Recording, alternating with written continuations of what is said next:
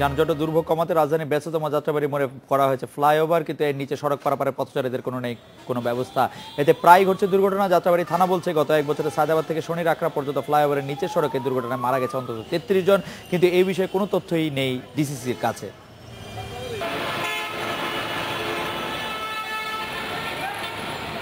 রাজধানীর যাত্রাবাড়ি চৌরাস্তার প্রতিদিনের চিত্র এটি। পারাপারের ব্যবস্থা নেই, জীবনের ঝুঁকি নিয়ে রাস্তা পার হচ্ছে পথচারীরা।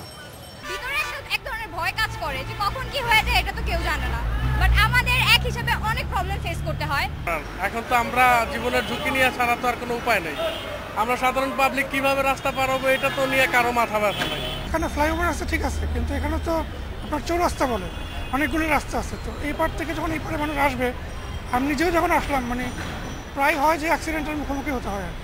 ফ্লাইওভার হওয়ার আগে এখানে ছিল ফুট ওভারব্রিজ। ফ্লাইওভার নির্মাণের সময় সেটি ভেঙে ফেলা হয়, কিন্তু পথচারী পারাপারে রাখা হয়নি কোনো ব্যবস্থা। নেই ফুটপাত, এমনকি জেব্রা ক্রসিংও। আমাদের রাস্তা পারাপারে অসুবিধা হয়, গাড়ি ঘোড়া মনে করেন সাথে একবারে কোনো সিগন্যাল নাই, কিছু নাই। আগে যে সুবিধাটা ছিল আপনার ফুট ওভার ছিল, সেটা তো আর এখন সুবিধা পাচ্ছি না। আমাদের রিস্ক নিয়ে পারাপার করা লাগে। যাত্রাবাড়ি থানার তথ্য বলছে 2014 সালের জানুয়ারি থেকে এ বছরের ফেব্রুয়ারি পর্যন্ত সায়দাবাদ থেকে শনি রাখড়া পর্যন্ত সড়কে দুর্ঘটনায় মারা গেছে 33 জন। নিহতদের সবাই রাস্তা পার হতে গিয়ে দুর্ঘটনায় পড়েছে বলে জানিয়েছে পুলিশ। ফ্লাইওভার করার সময় পথচারী পারাপারের বিষয়টি চিন্তা করা হয়নি বলে জানিয়েছে ডিসিসি। বলছে এতগুলো সড়ক দুর্ঘটনার ব্যাপারে তাদের কাছে তথ্য নেই। যেহেতু একটা রাস্তার মধ্যে ট্রাফিক যেত, এই ট্রাফিকগুলি এখন অনেকগুলি ফ্লাইওভারের উপর দিয়ে যাচ্ছে, অতএব ট্রাফিক লোড নিচে কমে গেছে, মানুষজন রাস্তার মধ্যে পারাপার হবে এই ধারণার থেকে ফুটওভার ওঠায় নিয়েছিল এবং অল্টারনেটিভ কিছু রাখা হয়নি বলে আমি মনে করি। দুর্ঘটনা রোধে প্রয়োজনীয় অবকাঠামো নির্মাণের আশ্বাসও দেন ডিসিসি কর্মকর্তা। Obaidur Rahman, independent news, Dhaka. আমাদের সঙ্গে ডিসিসি দক্ষিণের প্রধান নির্বাহী কর্মকর্তা আনসার আলী খান আছেন। তার কাছে জানতে চাইব যে বনানী কুড়িলে ফ্লাইওভার হওয়ার পর ঢাকার উত্তরে সড়ক পার হতে দুর্ঘটনায় হতাহত হয়েছেন পথচারীরা। যাত্রাবাড়ি মোড়ও এখন একই রকম মরণ ফাঁদ। আপনি আমাদের সঙ্গে সাক্ষাৎকারে বলেছেন যে অতি শীঘ্রই সেখানে কোনো না কোনো কিছু করা হবে এই ব্যাপারে, কিন্তু পথচারীদের নিরাপত্তার বিষয়ে সিটি কর্পোরেশন এত উদাসীন কেন? একটি ফুট ওভারব্রিজ সেখানে ছিল, সেটি সরে ফ্লাইওভার করা হয়েছে, পথচারীরা কিভাবে সেই রাস্তা পার হবে সেই বিষয়টি কেন মাথা রাখা হয়নি? জনাব আনসার আলী খান।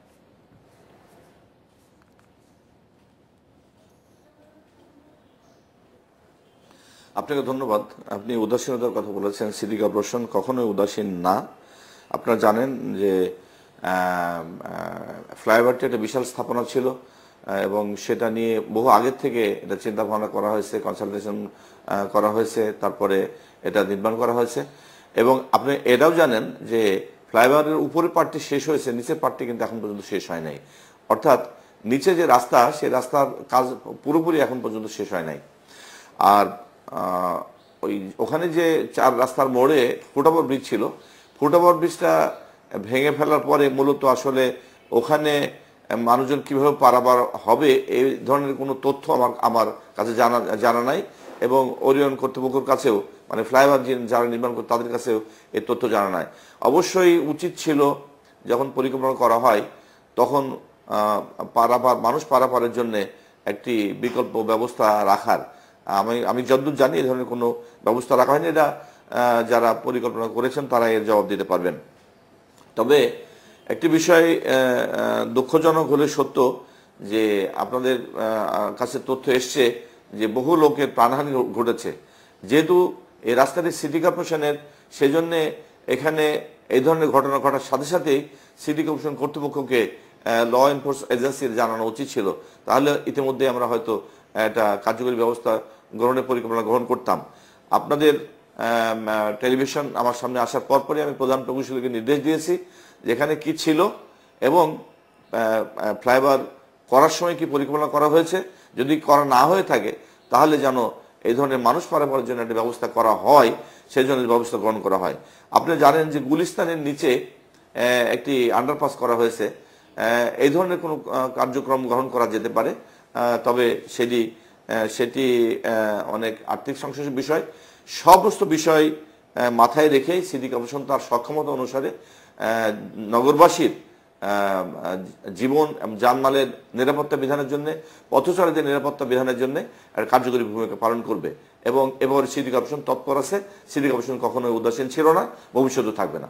জনাব আনসার আলী খান, আপনাকে অনেক ধন্যবাদ।